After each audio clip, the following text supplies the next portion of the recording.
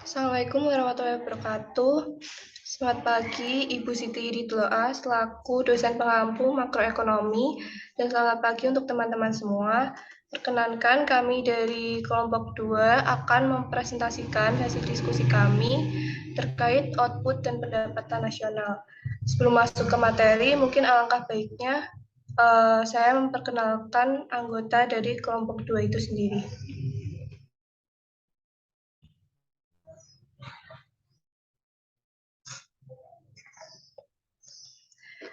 Anggota dari kelompok 2 itu sendiri ada saya, Ranita Anissa Pravitasari, dengan 3 NIM di belakang 334. Kemudian ada rekan-rekan saya, Lestari Sinaga dengan NIM terakhir 331, Diripel Agustian dengan NIM terakhir 332, Citra Aulia dengan NIM terakhir 333, Ahmad Viko dengan NIM terakhir 335. Next.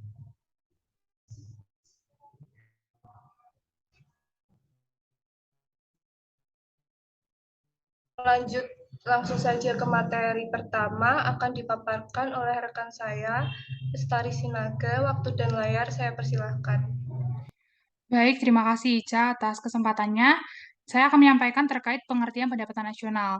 Pendapatan nasional sendiri itu memiliki beberapa definisi yang dirumuskan oleh para ahli. Kami mengambil 3 pendapat ahli. Yang pertama ada Arthur Churchill, yang kedua ada Irving Fisher, dan yang ketiga ada Alfred Marshall. Yang pertama dari Arthur Churchill sendiri berpendapat bahwa pendapatan nasional merupakan bagian dari pendapatan objektif orang-orang yang ada di suatu negara, termasuk pendapatan dari luar negeri yang dapat diukur ke dalam bentuk tunai. Sedangkan pendapat dari Irving Fisher sendiri, pendapatan nasional adalah sebuah pendapatan dasar yang dikonsumsi langsung pada tahun yang sama, dan Alfred Marshall berpendapat bahwa pendapatan nasional dapat digambarkan sebagai pekerjaan dan modal dari suatu negara yang memproses sumber daya alamnya agar dapat menghasilkan jumlah bersih dalam bentuk material dan juga immaterial, termasuk jasa dan lain sebagainya. Dari ketiga pendapat para ahli ini, kami menyimpulkan bahwa pendapatan nasional adalah ukuran nilai output berupa barang dan jasa yang dihasilkan atau jumlah seluruh pendapatan yang diterima oleh masyarakat dalam suatu negara dalam 1 tahun.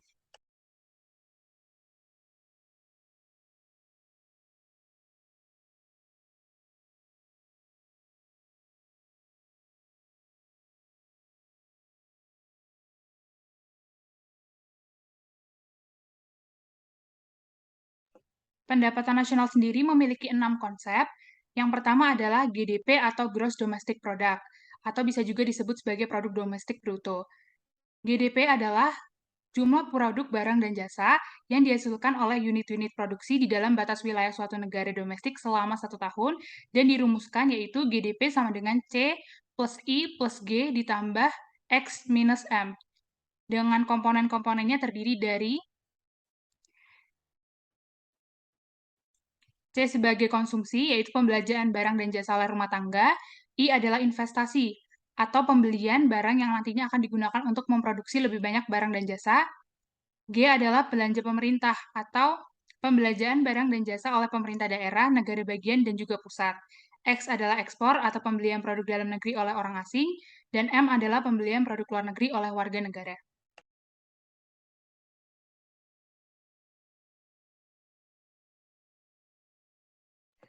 Konsep yang kedua yaitu Gross National Product atau GNP, atau bisa disebut juga Produk Nasional Bruto.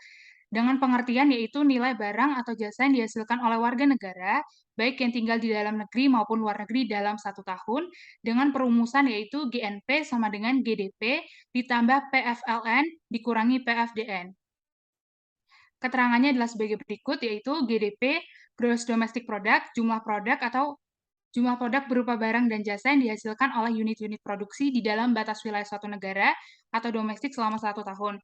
Untuk perhitungan GDP sendiri telah dijelaskan sebelumnya. Yang kedua yaitu PFLN atau pendapatan faktor produksi luar negeri. Merupakan hasil dari warga negara asal yang bekerja di luar negeri dikurangi warga negara asing yang bekerja di dalam negeri. Dan yang ketiga ada PFDN, yaitu pendapatan faktor produksi warga negara asing di dalam negeri.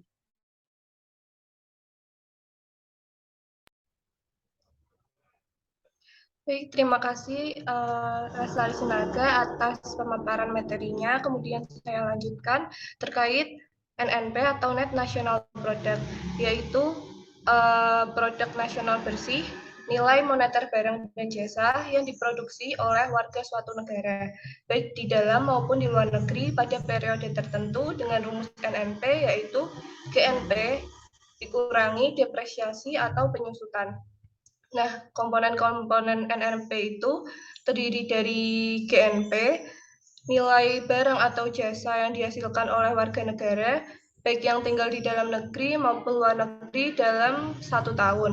Kemudian depresiasi atau penyusutan adalah jumlah yang dapat disusutkan dari suatu aset selama umur manfaatnya. Next.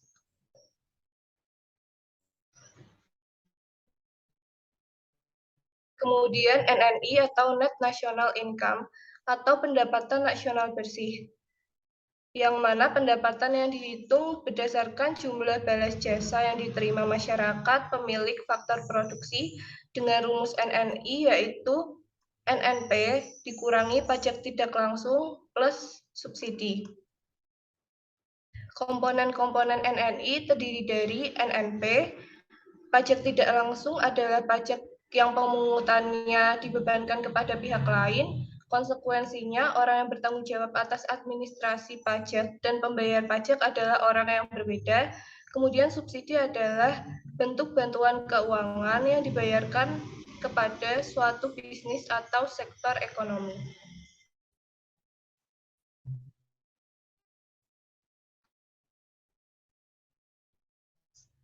Kemudian ada personal income atau PI, adalah besaran pendapatan yang diperoleh setiap orang sesudah dikurangi laba yang ditahan, iuran jaminan sosial, dan iuran asuransi yang kemudian ditambahkan dengan pembayaran pindahan atau transfer dengan rumus NNI plus transfer payment dikurangi laba ditahan, dikurangi pajak perseroan, dikurangi iuran asuransi, sama dikurangi iuran dana sosial.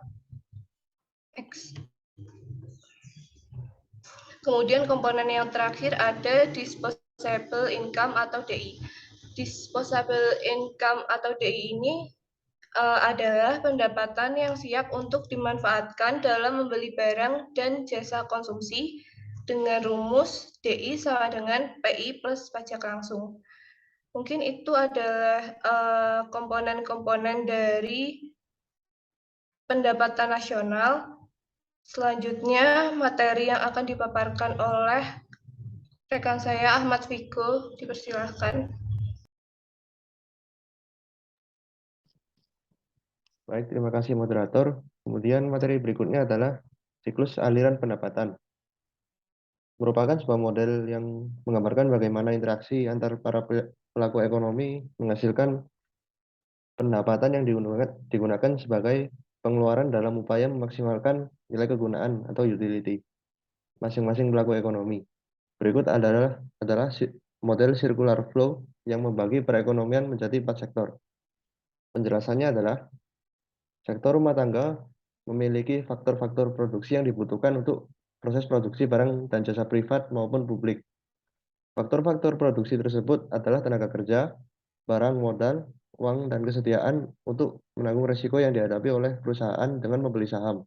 Kemudian, sektor perusahaan memberikan balas jasa atas faktor-faktor produksi yang digunakan berupa gaji untuk tenaga kerja, pendapatan bunga, pendapatan sewa, dan pembagian keuntungan atau dividen. Sektor rumah tangga juga mendapatkan pendapatan dari sektor pemerintah. Pendapatan tersebut berupa balas jasa atas faktor produksi yang diberikan sebagai pegawai pemerintah. Sedangkan pendapatan bunga diperoleh jika individu bersedia meminjamkan uangnya kepada pemerintah dengan membeli obligasi pemerintah. Tetapi ada juga pendapatan yang diperoleh dari sektor pemerintah yang bukan merupakan balas jasa atas faktor produksi, yaitu pendapatan non balas jasa atau PNBJ atau transfer payment. Kemudian dari sektor perusahaan, aliran pengeluaran sektor rumah tangga merupakan aliran pendapatan sektor perusahaan. Selain itu, perusahaan memperoleh pendapatan dari sektor pemerintah yang merupakan konsumsi pemerintah, dari permintaan sektor luar negeri yang merupakan ekspor sektor perusahaan. Selain melakukan pembayaran untuk sektor rumah tangga, perusahaan juga membayar pajak ke pemerintah.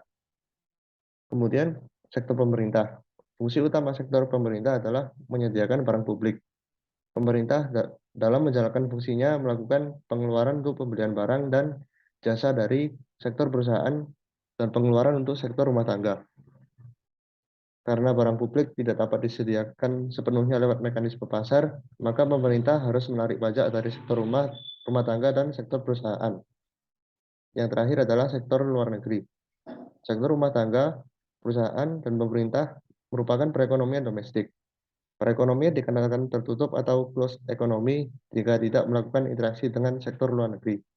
Interaksi dengan sektor luar negeri dalam perekonomian terbuka atau open economy disederhanakan dengan mekanisme ekspor dan impor.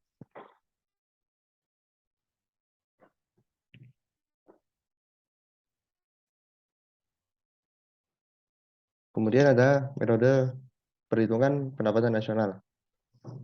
Ada 3 pendekatan yang digunakan untuk menghitung pendapatan nasional. Yang pertama ada metode produksi. Dalam metode produksi, pendapatan nasional adalah jumlah nilai tambah produk barang dan jasa yang dihasilkan oleh semua sektor perekonomian di suatu negara. Pendapatan nasional dengan metode produksi dihitung dengan cara Y sama dengan unit 1 penjumlahan dari unit 1 kali harga 1 ditambah nilai tambah dari unit 2 dikali harga 2, begitu seterusnya sampai nilai tambah unit N sampai harga N. Unit N kali harga N. Kemudian yang kedua ada metode pendapatan. Dalam metode pendapatan nasional adalah jumlah yang diterima oleh seluruh sektor perekonomian dalam suatu negara dalam jangka waktu biasanya 1 tahun. Rumus dari metode pendapatan adalah Y sama dengan W ditambah R ditambah I ditambah P. Dengan Y sama dengan pendapatan nasional, W sama dengan wage atau upah, kemudian R sama dengan rent atau uang sewa, dan I sama dengan interest atau bunga, kemudian P sama dengan profit atau laba. Kemudian selanjutnya adalah metode pengeluaran. Dalam metode pengeluaran, pendapatan nasional adalah jumlah pengeluaran yang telah dipakai oleh seluruh sektor perekonomian. Perekonomian dikelompokkan dalam 4 sektor yang sama dalam metode pendapatan. Dirumuskan dengan Y sama dengan C tambah I tambah G tambah dalam kurung X kurangi M. Dengan Y sama dengan pendapatan nasional, C sama dengan consumption expenditure atau konsumsi, I sama dengan investment atau investasi, G sama dengan government expenditure atau pengeluaran pemerintah, X sama dengan impor, X sama dengan ekspor, M sama dengan impor.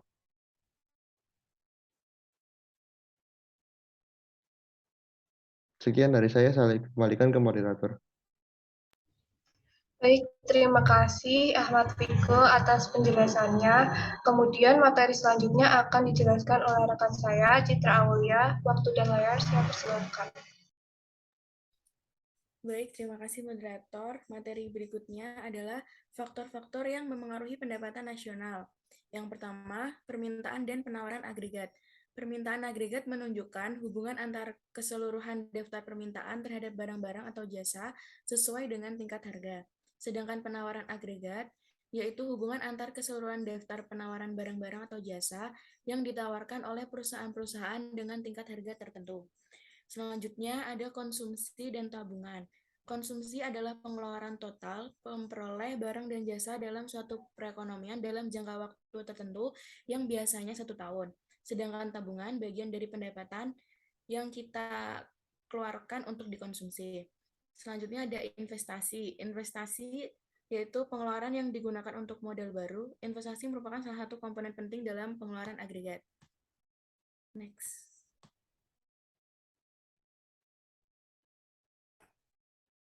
Selanjutnya ada manfaat perhitungan pendapatan nasional.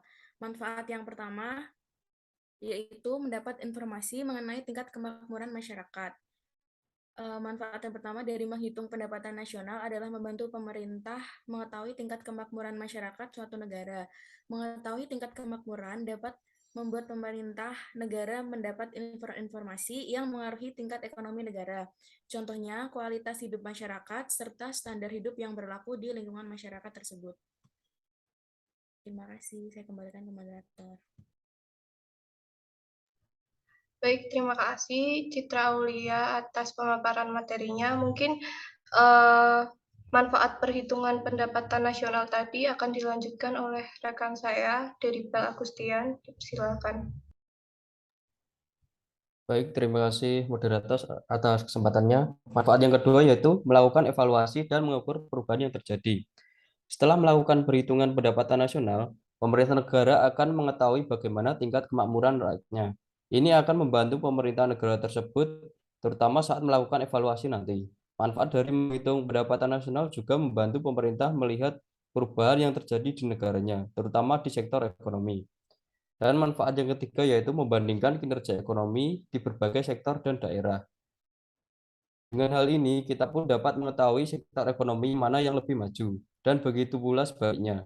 Selain pada sektor ekonomi negara, perhitungan ini juga berlaku pada berbagai daerah di negara tersebut. Salah satu manfaat dari menghitung pendapatan nasional, terutama di daerah, adalah pemerintah dapat membandingkan setiap daerah dari kinerjanya. Next.